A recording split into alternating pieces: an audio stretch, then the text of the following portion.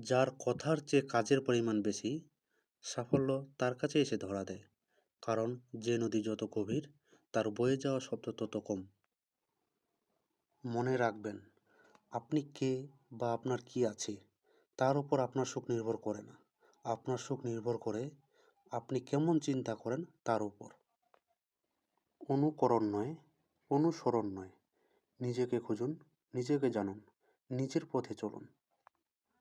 আত্মসম্মান, আত্মজ্ঞান, আত্মনিয়ন্ত্রণ এই তিনটি শুধু মানুষকে সর্বশক্তিমান করে তুলতে পারে। সঠিক জীবনযাপন নির্ভর করে এদের উপর।